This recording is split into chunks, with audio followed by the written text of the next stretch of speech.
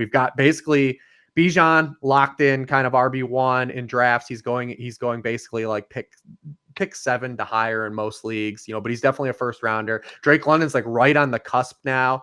And then you've got kind of, Kyle Pitts, everyone's excited. We're going to talk about Darnell Mooney too, because I think he's kind of like the forgotten soul here. But like going from Arthur Smith to Zac Robinson and like this system that we've seen, this McVay coaching tree, like we know, like you said, this coaching tree has been prudent on like they're going to run a lot of 11 personnel. And not only did they not go out and sign Darnell Mooney, they trade for Rondale Moore as well, like a pure slot receiver. Like this is a team that's going to play a lot of 11 personnel. So let's talk about some of the changes here for the Falcons and where you kind of have some of these guys. It's interesting that when I'm looking at your projections, you're a little bit lower than the field on them, but I want to talk about some of the players here. So take it there first. I don't want to step on you. Yeah. So first of all, with the system, when it's a play caller like Zac Robinson, who has not called plays before, there's definitely a conservative nature, which I'm going to project these at, which is speed of play will be, offensive snaps per game will be around average, touchdown rate, pass versus run will be around league average. How many touchdowns we'll score is usually mostly talent based, especially for a situation like this where we don't know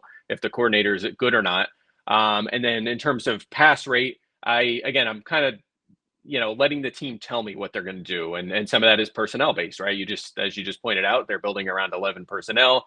Raheem Morris was a head coach briefly a few years ago. It was a very pass heavy offense. It's something that I didn't put a lot of stock in, but at least kept in the back of my mind. And also you give Kirk Cousins a big contract. He didn't do that to hand it off a bazillion times. So I have them leaning a little bit toward the pass. I could see it going the other direction, but I think they're going to throw the football, especially with Bijan Robinson in that backfield. So I'm optimistic about the offense. I mean, Kirk Cousins doesn't scramble, so that's going to open up a lot of pass volume for these guys. That obviously helps.